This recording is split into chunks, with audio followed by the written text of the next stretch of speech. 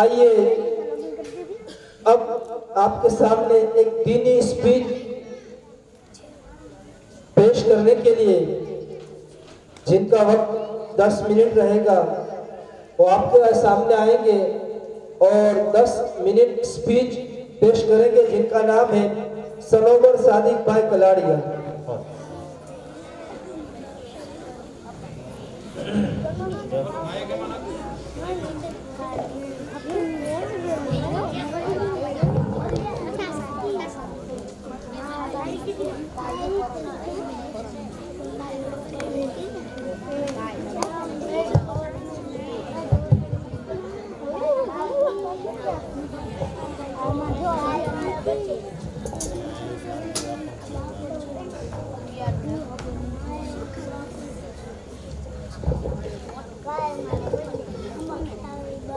अस्सलामु अलैकुम वरहमतुल्लाहि वबरकातुहू।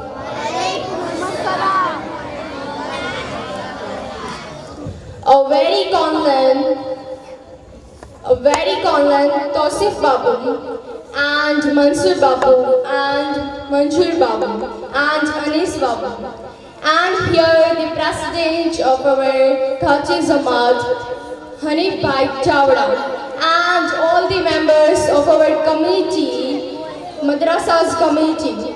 Here I gonna talk about the 3 aspects. The first is about the importance of our hijab, and the second is about the Dini Talim, and the third aspect is about the Muhammad Nabi Sallallahu Alaihi Wasallam. And I know you all are very just lovable for this third aspect, Nabi Karim Sallallahu Alaihi Wasallam, and yeah, it's still going on. The first aspect is that about the importance of hijab. कि इंतज़ार कर रही हूँ इलाही तेरे नाम से, कि इंतज़ार कर रही हूँ इलाही तेरे नाम से, कि मैं वाकिफ़ नहीं हूँ कि मैं जो बोलूँगी उसके आगे अंजाम क्या होगा, कि मैं वाकिफ़ नहीं हूँ कि जो मैं बोलूँगी उसके आगे अंजाम क्या होगा, लेकिन इलाही बस इतना सा करम कर दीजिए कि जो मैं बोलूँगी उसका असर सबके दिलों पर अच्छे से हो। कि एक आयत है, या अय्युहन नबिय्यु व कलीम व अज़ीज़ु व अय्युहन नबिय्यु व कलीम अस्तहीनु, और इसका मतलब ये होता है कि जो ये दुनिया है ना, उसमें अल्लाह ताला ने नबी करीम सल्लल्लाहु अलैहि वसल्लम को ये कहा है कि ए नबी तू अपनी औरत, अपनी बीवी और अपने घर में और जो बाहर की जितनी भी औरतें हैं उनको तू कहो कि ये दुनिया में जो है कि अब पर्दा कर लो, कि जो चादर है अपने घर की वो अपने ऊपर लपेट लो, कि नबी ने ये कहा था कि न रसूल पाक के लिए ये पैगाम है। लेकिन मैं चाहती हूँ कि आप सबके बारे में मैं और कुछ कहना चाहती हूँ कि जो पैगाम था उसके बाद अल्लाह ताला ने सबको कहा था, कोई एक और को नहीं। और आज हम देख रहे हैं कि मैं भी कहती हूँ that we have to follow this, and इसके बाद इसकी मायने क्या है? हिजाब के मायने ये है कि ये पर्दा करने को कहती है। हिजाब की मुरादी क्या है? कि आपको मुकम्मल तरीके से ढकने के लिए कहती है। हिजाब की मुरादी दूसरी ये है कि आप न मुहर्रम के सामने बेपर्दा होकर न जाइए। ये मेरा फर्स्ट टॉपिक था, और फर्स्ट टॉपिक में लास्ट लाइन में ये कहना चाहती हूँ कि शहजादियाँ तो कई सारी होती है। आपने सल्तनों की शहजादियाँ देखी होगी, कई शहजादियाँ देखी होगी, लेकिन यहाँ की शहजादियाँ अगर इस्लाम की शहजादियाँ अगर होती है तो वो हिजाब करने वाली लड़कियाँ ही होती है। We will have to follow this. And now I want to talk about my second aspect, the दीनी तालीम। So दीनी तालीम का सबसे पहले हमें हुक्म किसे दिया? दीनी तालीम का सबसे पहले हमें हुक्म दिया अल्लाह ताला ने। अल्लाह ताला ने हमें इसका सबसे पहले हुक्म दिया, और इसके बाद अगर दीनी तालीम को कोई इंसान अपनाता है तो क्या होता है? अगर वो किसी भी जगह गुमराह है, किसी भी दलदल में है, तो उसे निकल जाता है और एक अच्छे कद पर आ जाता है। अगर कोई इंसान दीनी तालीम को अपनाता है तो वो इंसानियत तारीकियों से निकल कर वो क्या हासिल करता है? वो एक अच्छी पोजीशन हासिल करता है, वो एक अलग ही पोजीशन में चला जाता है जो दीनी तालीम को सीखता है। एंड एट द एंड ये कहना चाहूँगी कि नबी करीम सल्लल्लाहु अलैहि वसल्लम ने फरमाया था, किसमें अल्लाह ताला की जो बातें थी वो फरमाई थी कि कुरान पाक में क्या लिखा है, कुरान पाक में ये लिखा है 78 लफ्ज है, 78 लफ्जों में से पहला लफ्ज है इकरा, पढ़ो। तुम अपने रब के लिए पढ़ो जिसने तुम्हें लिखना सिखाया, उसके लिए पढ़ो। तुम्हें इल्म हासिल करने की जो सलाह दी उसके लिए पढ़ो। कि अल्लाह ताला ने नबी करीम सल्लल्लाहु अलैहि वसल्लम को कई सारे पैगाम भेजे और उसका पहला पैगाम ये था कि तुम जितने भी हो, जितने भी मुसलमान हैं, पढ़ो। किसके लिए पढ़ो? अपने रब के लिए पढ़ो। और जब ये तुम करोगे तो पूरी दुनिया तुम्हें देखेगी। और दुनिया में सिर्फ दो व्यक्ति हैं जिसको हसद नासिल होती है। एक व्यक्ति वो है जिसके पास बेशुमार दौलत है और वो अपने बेशुमार दौलत को वो इल्म के खातिर खर्च करता है, अपनी बेशुमार दौलत को जहाँ तहाँ नहीं खर्च करता। और दूसरा व्यक्ति वो है जिसके पास बेशुमार इल्म है, चाहे वो पैसा वाला नहीं है लेकिन उसके पास बहुत इल्म है और वो इल्म को बांटना चाहता है और वो हर जगह इल्म को बांटता है। तो नबी करीम सल्लल्लाहु अलैहि वसल्लम ने कहा था ऐसे दो व्यक्ति हैं जिनको ये हसद नासिल होती है। तो ये मेरा दीनी टॉपिक जो है वो मैं कंप्लीट करना चाहूँगी and the lovable topic and the most inspirable person in our whole life and in this world, the Muhammad Nabi sallallahu alaihi wasallam.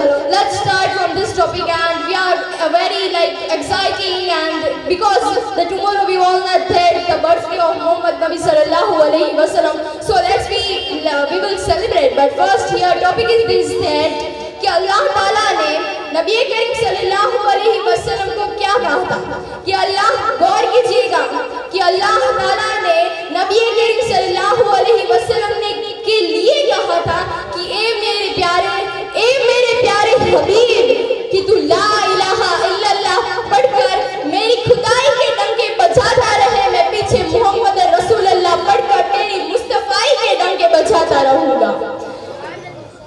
कि पहले अल्लाह ताला ने क्या कहा कि मेरी खुदाई के डंके तू बजाता रहे, तेरी पीछे मुस्तफाई के डंके मैं बजाऊंगा। कि आप कलमे पढ़ते हैं, कलमे में क्या होता है? ला इलाहा इल्लल्लाह मुहम्मद रसूलुल्लाह।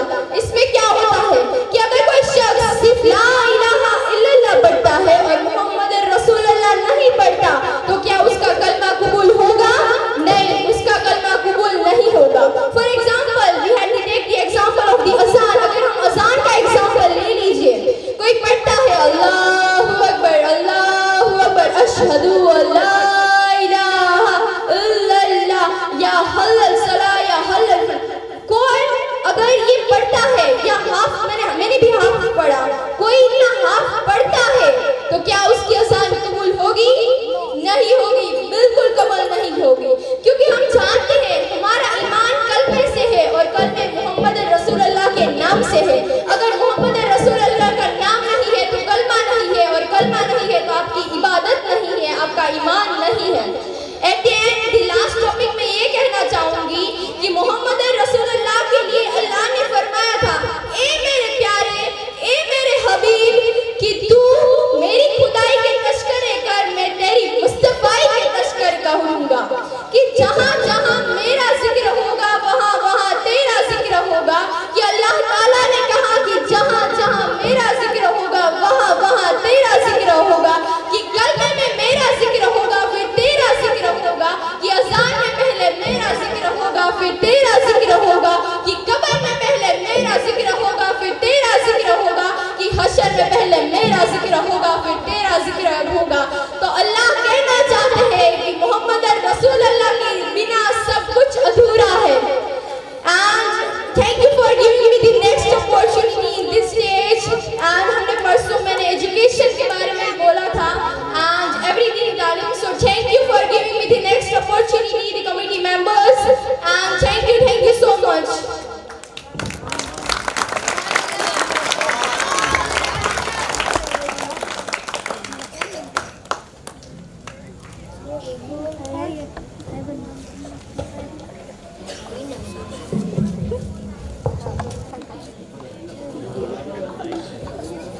माशाअल्लाह, सुभान अल्लाह,